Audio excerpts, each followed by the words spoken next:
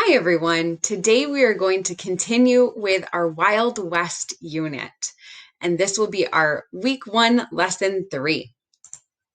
We will continue reading Explore the Wild West by Anita Yasuda, illustrated by Emmanuel Cerisier. Our learning target for today is I can recognize the central idea in informational text. When we are thinking about the central idea, we want to know what is the text mostly about.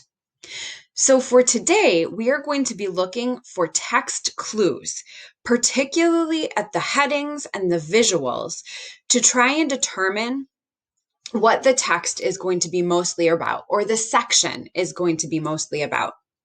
As we read, we'll also evaluate details to look for examples and facts, evidence and descriptions to really try and understand what it is that the author is trying to help us know. And when we look for the clues and evaluate the details, those two combined will help us understand what is the central idea, or what does the author mostly want us to know about. We will continue with our essential question: what character traits were needed in people who settled the West? Presenting James Beckwourth. Before 1798, James Beckwourth was a famous African-American mountain man. He worked as a fur trapper, guide, and translator. He lived among the Crow Indians, where he learned to speak their language. Around 1850, Beckwourth discovered a trail through the Sierra Nevada mountains that was good enough for wagons. Many settlers and gold miners traveling to California used his route. The Beckwourth Pass is named for him. So as we think about this section or this sidebar, we want to know, what is the author trying to let us know about this person, James Beckwourth?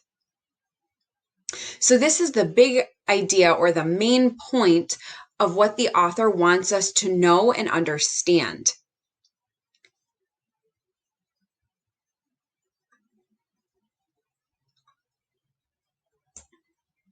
Frontier quick quote: "Those who will come after us will extend and fill up the canvas we begin." Thomas Jefferson, 1805. Moving west. Do you think you could walk all day, every day, for weeks and weeks? That's exactly what kids who walked west with their parents had to do. Depending on where people started and how far west they went, the entire journey could be a few hundred miles, or as long as 2,000 miles, 3,200 kilometers. It could take 5 months to get to their new home. No wonder they often went through many pairs of shoes. Newspaper advertisements made the West sound amazing. They encouraged many people in the eastern United States to move. Often, these reports did not give a complete picture of the daily hardships of Western life.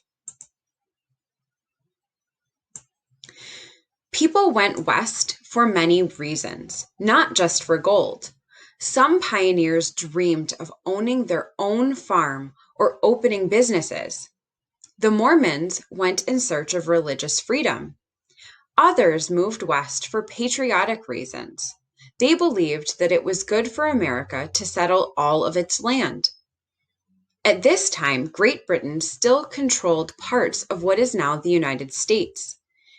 In 1846, the United States and Great Britain agreed that all of Oregon would belong to the United States. Right away, thousands of people traveled west on the Oregon Trail. The frontier wagon. Pioneer families moved west by wagon. A pioneer wagon was light and small. It had to be to make it through the narrow mountain passes. The wagon had a waterproof canvas cover. Because its cover reminded people of a ship's sails, they nicknamed the wagon a prairie schooner.